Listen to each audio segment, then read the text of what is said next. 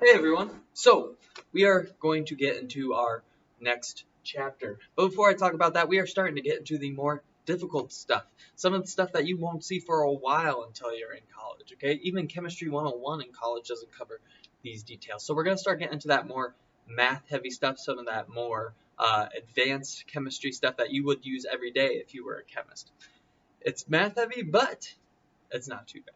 Okay, we'll get through it. Make sure you're asking questions. Make sure that you're reaching out if you are confused over something, and we'll get through this stuff. No problem. So we are now in chapter 13, which is kinetics, which is how and why reactions happen, or why or how fast a reaction happens. Okay, kinetics is just making sure that a reaction happens. Why does a reaction happen violently? Why does it happen slowly? That is all kinetics. So we'll be doing some calculations where we change concentration of our reactants and we see how fast that will go or how slow it will go. We'll see how the nature of reactants and catalysts and things like that will determine the quickness of our reaction, and we'll develop formulas and how to figure out how fast or how slow a reaction happens. So, first thing we gotta do, what determines the rate of a reaction? What determines the speed of a reaction? Well, the first thing is the nature of reactants. Okay, which is pretty much the state, okay, of reactants. Things like gases are going to react a lot more violently than liquids. Gasoline, the liquid doesn't actually explode. It is the gaseous form that explodes. Sawdust can be very, very, very dangerous because it is so fine and there's so many particles that it could actually be more explosive than some alcohols and some gasolines. So, nature of reactants. So we are talking about physical states. I don't know why, but why? Physical states. Okay. Gases are more reactive than liquids. Liquids are more reactive than solids. It's why we crush stuff up into tiny particles when we try to dissolve it. It just reacts better when it's in smaller particles. Some other things. Think about bonds. Okay, things with single bonds are going to be easy to break and react. Things with triple bonds might take a little bit more energy to react. The next thing we're going to talk about is concentration of reactants.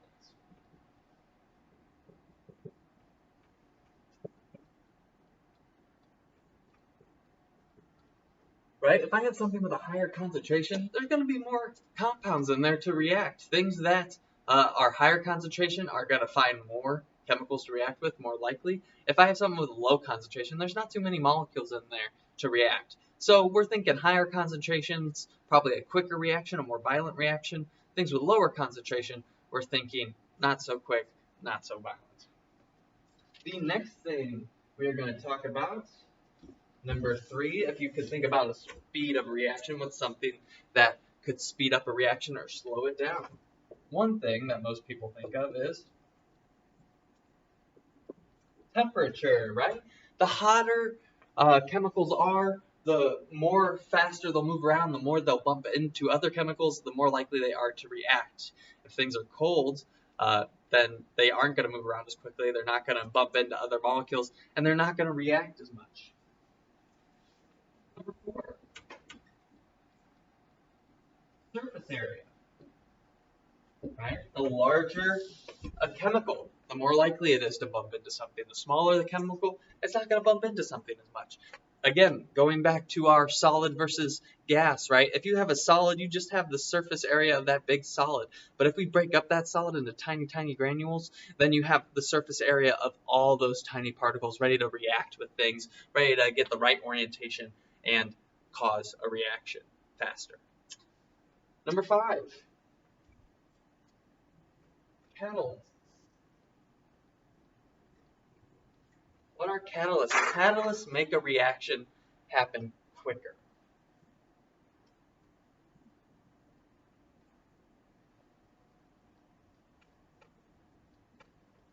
Some good things to know about catalysts. They do not help us produce more of a product. Okay, they just make a step easier. They're like an assembly line worker. Okay, they do not make more product happen. They're not this magic thing that could break the conservation of mass. They just make a step shorter. Okay, if you and your buddy are handing a basketball, if you got one more buddy in there trying to hand a basketball to the other buddy, it makes it a little bit more quicker, like an assembly line. So catalysts are just something that increase the speed. It doesn't increase products, just the speed. Remember when we were looking at our potential energy diagrams, right? That is a normal potential energy diagram. A catalyst just lowers that activation energy. It makes the energy required for a reaction to happen much lower. All right, so those are some things that increase kinetics. So be thinking about that when you get some conceptual problems about kinetics. What are some things that help it become a lot quicker? The next thing we got to talk about is collision theory. I believe I spelled collision right. Yeah, collision theory. It's just what needs to happen to make reactions happen. What parameters need to be met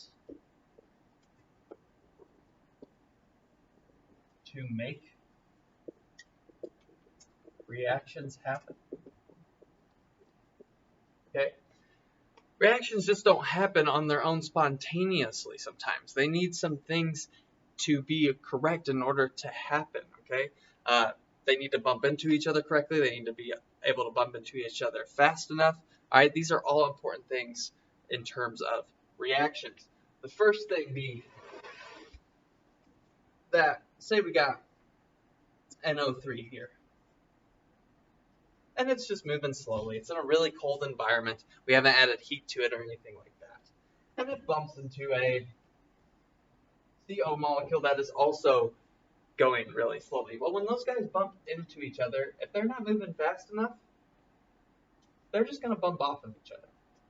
So even two chemical reactions or two chemical reactants that want to react with one another, if they're not moving fast enough, they're not going to react. Okay, they need to overcome that activation energy.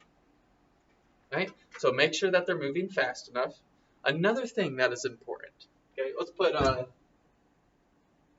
put speed here. Speed is important. All right. The next thing that is important is orientation. The elements in a compound that need to react need to hit one another. So again, if we have our NO3, say it's moving fast enough now, but it doesn't bump into the chemical in the right way. So say it bumps into that CO where the O's and O's are going to meet. That is not the right orientation. That oxygen is bumping into another oxygen. It's not going to react with that. So once again, we are going to have no reaction. Okay? They just didn't bump into each other into the right orientation. So even if you have the correct speed, if they don't bump into each other right, they still won't react. So the thing is that you need a combination of both. You are going to need to have some speed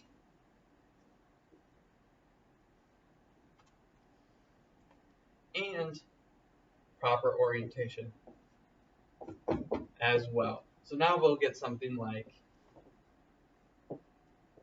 NO2 and CO2. Okay, so now, right speed, right orientation, now we have a reaction. So the AP exam loves to ask you questions where they're like, will this reaction happen? Why won't this reaction happen? And they'll show you things like speed and orientation. So make sure that you have that concept down when they ask you that. The next thing we have to talk about are reaction rates.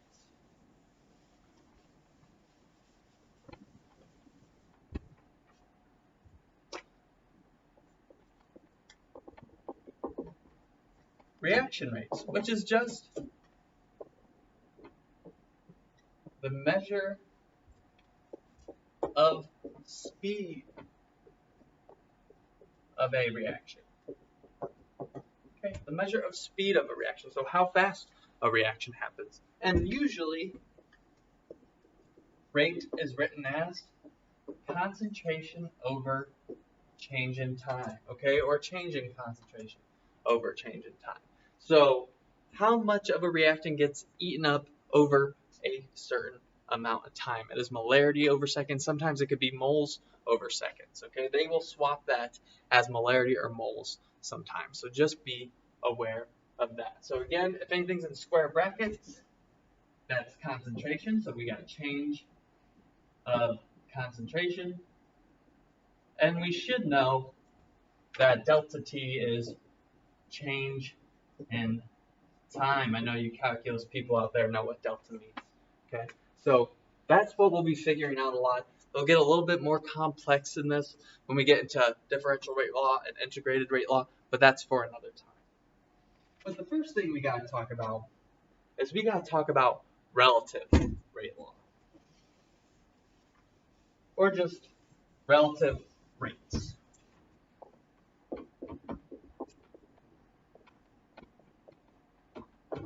Okay, which is just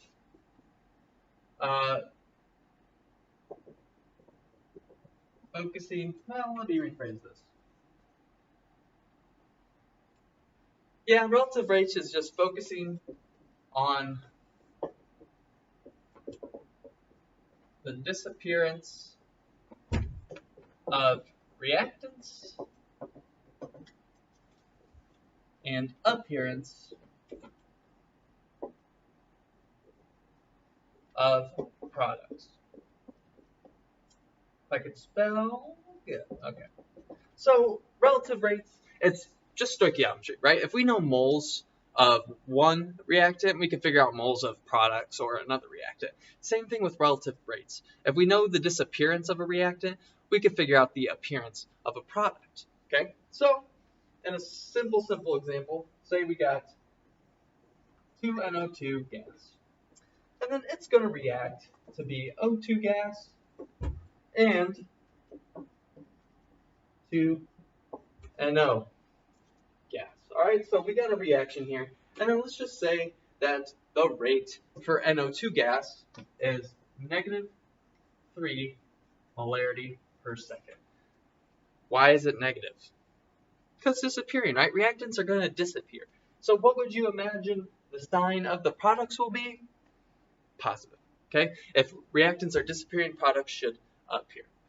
Well, the good news is, like I said before, we could just use stoichiometry to figure out the rate of appearance of O2 and 2NO. Remember that for every 2 NO2s, we're going to only produce 1 O2. So it'll probably appear in half the amount of time. Let's see if that's correct. So we have -3 molarity of NO2, and we want to figure out how much that is going to produce of O2 at what rate. So we'll just do a little bit of stoichiometry. Multiplication dot fraction bar, NO2 is on top, we'll put NO2 on bottom, O2 on top, and it is a 2-to-1 ratio. NO2 cancels out. Instead of it being negative, right, because we're not dealing with the reactant anymore, we're dealing with a product, it is going to be positive 1.5 molarity per second, okay? So again, that makes sense. For every 2 NO2, you produce 1 molecule of O2. That means that the rate should be about half, okay? And then for every 2 NO2, you produce 2 NO. So that means that the rate should be the same, right? Except just reversed. So if you have -3 molarity per second, you should have +3 molarities per second of NO gas.